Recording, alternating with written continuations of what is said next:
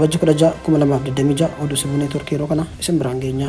Haleellaa diroonii bara 2026 keessa Suudaanitti raawwatameen namootni nagaan 1000 ol ajjeefamaniiru jedhe dhaabbanni mootummoota gamtoomanii. Haleellaawwan diroonii waraanaan kan rukutamte Sudaan ji'oota 5 jalqabaa bara 2026 keessa lubbuu namoota nagaa 1000 ol galaafachuu qondaalli olaanaan dhaabbata mootummoota gamtoomanii wiixata waxabajji 15 2026 beeksisaniiru.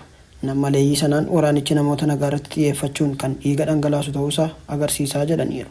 Komishinarri olaanaan mirga namummaa UN Volker Turk akka jedhanitti waraana Sudaan keessatti waggaa arfaffaa lakkoofsisaa jiru kanaan haleellaawwan diroonii akkasumas yakki dirqisiisanii gudeeduu garmalee dabaluu isaa waajjirri isaanii ragaa qabatamaa galmeessee jiraachuu himan. Waajjirri isaanii ji'a muddee haga caamsaa bara kanaatti namoota nagaa 1000 ol haleellaa dirooniin ajjeefamuu isaanii galmeessuu isaa dubbataniiru. Turk mana maree mirga namummaa Jeenevaatti argamutti waraana sanaan wal qabatee Sudaan keessatti waraanni suukkanneessaan sun bal'achaa fi hammaachaa dhufeera. Kunis dhimma waraana diroonii fayyadamuu irratti haalli jiru ol ka'aa jira jedhaniiru. Koongootti lakkoofsi namoota Iboolaan qabamanii 782 kanneen du'an immoo 178 ga'uun gabaafame. Dimokiraatawaa Rippaabilika Koongootti lakkoofsi namoota Iboolaan qabamanii 172 yoo ta'u kanneen du'an ammoo 178 ga'aniiru. Tamsa'inni dhibichaa naannolee tajaajila fayyaa dabalataatti bal'ataa jiraachuun gabaafame.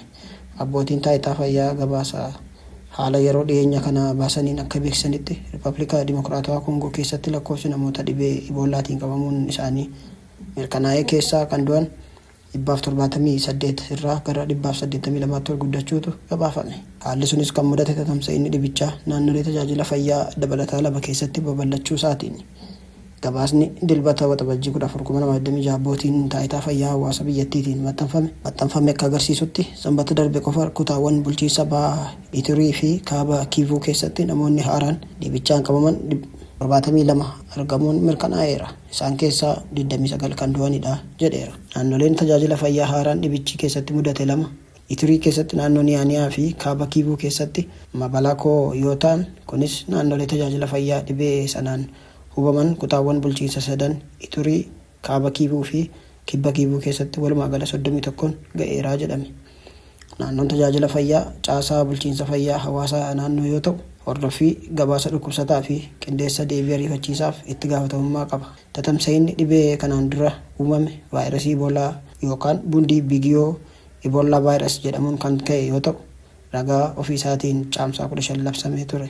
Gabaasichi akka jedhutti sanbata darbeerraa eegalee walumaa gala dhukkubsattoonni 359 adda baafamanii yaala fayyaan hordofamaa kan jiran yoo ta'u namoonni dhibeen qabamanii turan 40 ammoo dhibee kanarraa bayyaannataniiru jedhame.